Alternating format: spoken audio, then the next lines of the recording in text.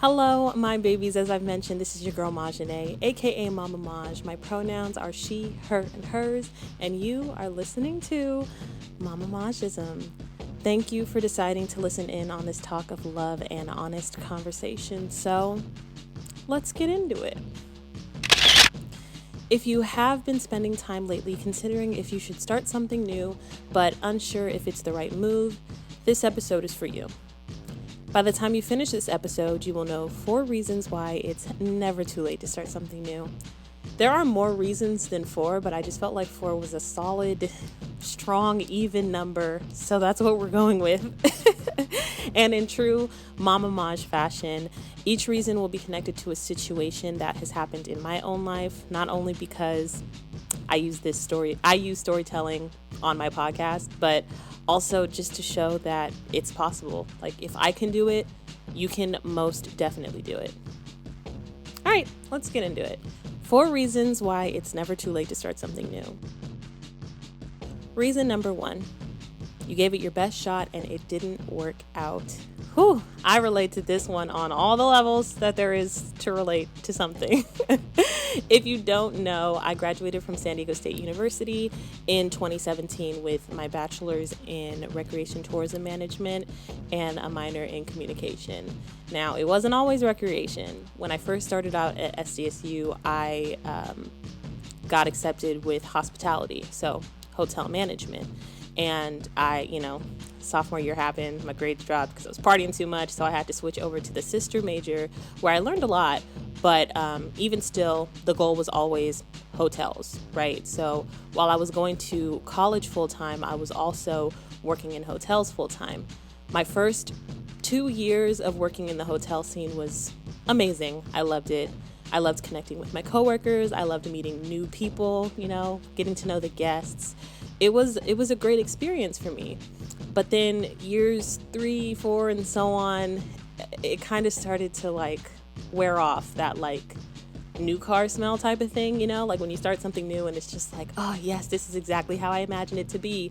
And then the honeymoon phase is over and you're like, this is not what I signed up for. That's pretty much how I have been feeling working in the hotel industry. It's just not my cup of tea like I thought it would be. And it's not really to anyone's fault. It's not even my bad. It's just that I had miscalculated my true goal. And the reason why I really wanted to work in hotels, aside from free hotel stays, is I want to help people. That's always been kind of the thing for me. I've always gravitated toward the volunteer projects or the work opportunities that allowed me to help other people. And so I felt like hotels was a good place for me to do that, because I do get those benefits, but also I get to help people. But then I realized in the hotel industry, there's a difference between helping people and catering to people. And let me tell you something.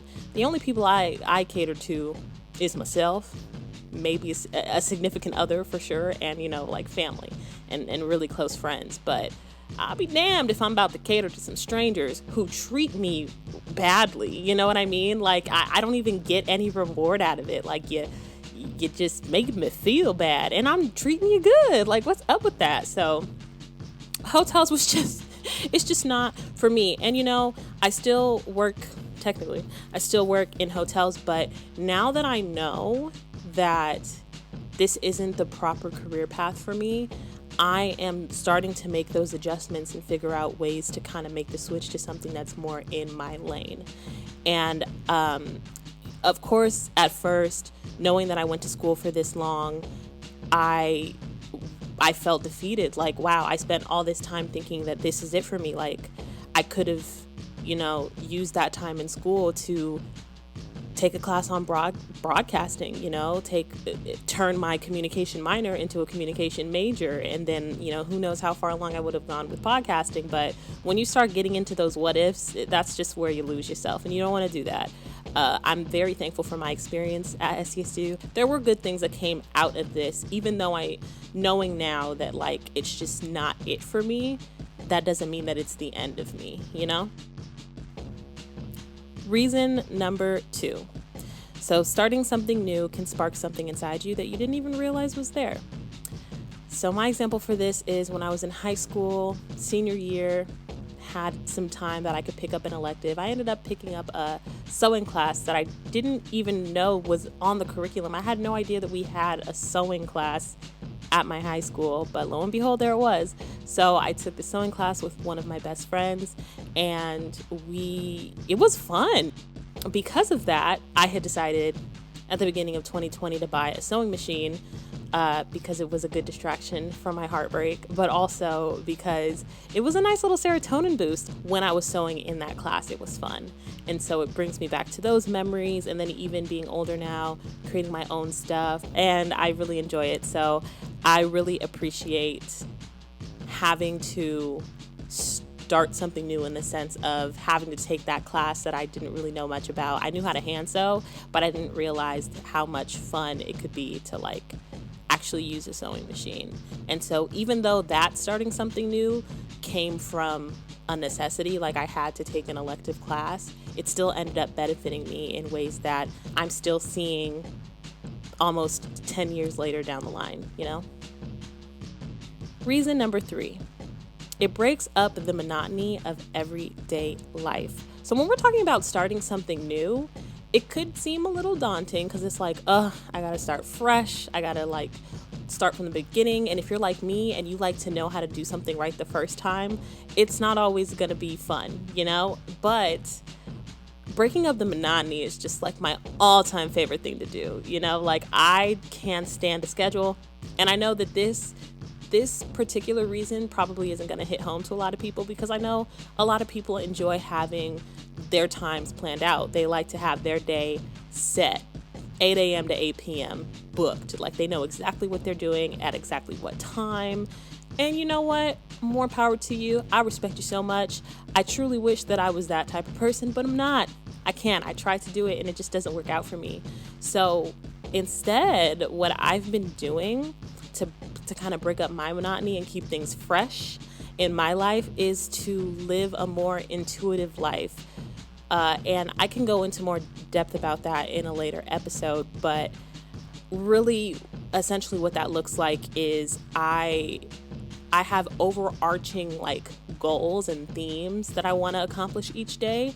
And I don't have a set way to go about doing them. So I'll take my physical health, for example. I really want to get back in shape and be more active, because in a couple months I'll be going back to work, which has always involved a lot of physical activity. So with that, I know myself, and I know that sticking to a workout regimen is just it's not for me. It's just not what I can do. So instead, I've taken a more intuitive approach, meaning my only expectation for myself is to do something active every day.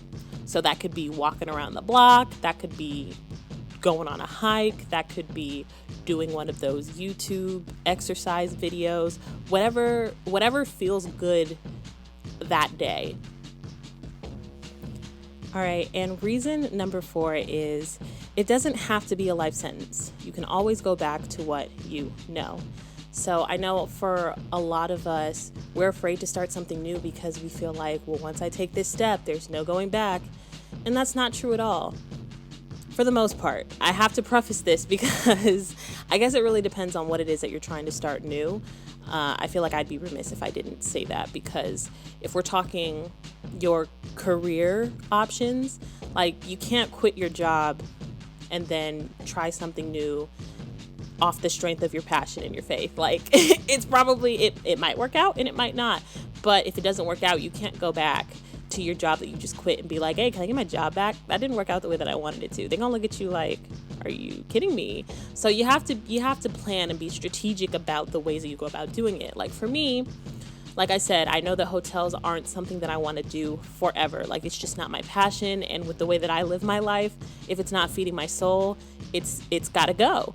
And so I am slowly but surely making the plans necessary for me to move on and make that transition from hotels to something that feeds my spirit more, like podcasting full time, my new business that I'm starting. I'm putting a lot of things in motion to make sure that I'm always being honest with myself and making sure that I can support myself. Now, if it turns out that my business doesn't end up panning out the way that I want it to, it would suck, but I believe in it so much that I feel like it'll work, and it'll work out in my benefit. And if it ends up not, then I'll scrap the idea, start over again. I'll rework it. That's just how I operate anyway. And I feel like it's a really great way to live, because we're never really going to know what works unless we try it, right? Like how I talked about in the last episode 61, we can't know. We don't know what we don't know, right? And the only way to find out is to do it. So that's really where I'm coming at it with this. Now, for this week's challenge, I want you to consider if it's time for you to switch things up and start something new. It's up to you to decide where that might be in your life. So you can, start something new with your finances. You can take on a new hobby, or you can cultivate a new tradition with the relationships that you have in your life. Really, it depends. It's all up to you, though. Like you're the only one who knows what's going on in your journey. So that's up to you to figure out how that best makes sense for you. Now, if you're somebody who has just recently started something new, look at you ahead of the game, baby. So here are some questions that you can ask yourself to kind of keep in mind, right? So a couple questions could be, how is this new thing going for me? Do I see this being something that I continue doing, later on down the line? The more that you ask yourself these kinds of questions, it allows you to maintain on the right track. It makes sure that, you're practicing mindfulness. That is everything that I have for you this week. Thank you so much for tuning in, and I'll catch you next week. Bye. Thank you for listening. Please make sure to check out my website, MamMaJism.com, to stay updated on new episodes, blog posts, and exclusive features. If you like this episode, don't forget to share it with a friend, as well as leaving a review on Apple Podcasts. Be sure to subscribe, like, or follow on all the socials at MamMaJism. MamMaJism is recorded, mixed, and produced by MamMaJ. The meditation music is provided by Chris Collins at indiemusicbox.com. The theme music is provided by DP the Unknown, and the song is titled Here, If. Until we meet again, please be kind to one another. And from the bottom of my heart, I love you. I'm feeling so